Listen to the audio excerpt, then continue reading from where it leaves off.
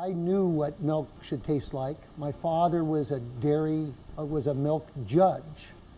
And I can assure you that when I graduated in 1974, the milk that you bought at the grocery store was very different than it is now. It was more like Snowville Creamery. But in making Snowville Creamery, we reached all the way back into the 30s and 40s, you know, because we don't even homogenize our milk, so the cream still rises to the top. Let's see here. This is my wife, Victoria. This is us standing outside of the creamery. This is our team. That's a picture from the Winter Edible Columbus magazine. There's a really good article about Snowville Creamery and us. But we're a 30-person organization. We have a $900,000 payroll in the second poorest, least employed county in the state of Ohio. And we didn't exist 4.5 years ago. This is a picture I took yesterday. You know, we live in paradise down there. That's the creamery. And behind it, back to the left, there's a little building. You might be able to see it's red. That's the milking barn. So the cows are milked about 100 yards from where we bottle the milk. And that lush green pasture, that looks almost good enough to eat, doesn't it? I mean, if you like a good salad, there you go. Again, this is yesterday. There's the rolls of hay that we didn't have to be feeding our cows right now because we've just had the earliest spring that we've ever had. We had the cows on grass a month before typically, which they appreciate. This is the girls coming to yesterday's afternoon milking. Yeah, and that's looking out. That's just looking out from the walkway on the edge of the creamery. We're right there. We take a lot of pleasure in being reminded where the milk comes from. You can see the trees are just leafing out. It's been a gorgeous spring. The healthfulness of our milk flows from the longevity and fertility of our grass-fed cows as compared to confined cows. The sustainability of pasture. Grazing cows start with diminished petro inputs, but it includes fixing about 3 tons of carbon for each acre of soil. There's about 1 acre for each cow. That's 3 tons of carbon fixed into the soil for each cow. You know, lots of people would think, oh, the cows are peeing and pooping, you know, out there on the pasture, and that's where the carbon goes into the soil. Well, they are peeing and pooping on the pasture, but that's not where the carbon comes from. That's where some of the fertility, you could say fertilizer, comes from. But the fixing of carbon in the soil on a pasture grazing livestock operation is the same as it was on the Great Plains.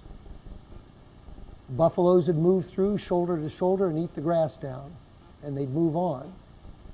By the time they came back, the grass was shoulder high. But what you see above the ground is mirrored by what you don't see under the ground. Because when grass grows up, its roots grow about as long down as the grass is growing up. And when the grass is grazed, the roots die back. And so the root mass is constantly being added back to the soil.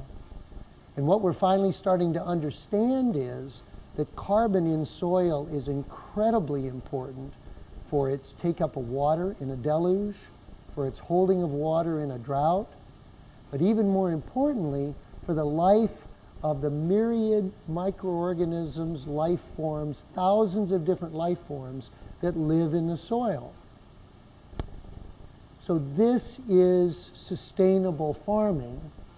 This is sustainable farming in that we are actually putting carbon back into the soil. We're improving the soil. 8 years ago, this place hardly could grow decent hay.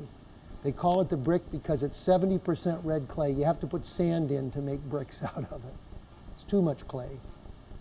And at that point, the cows were being fed about 15 pounds of grain a day, which in some ways isn't very much. It's about half of what the organic standards allow to still be called pasture grazing.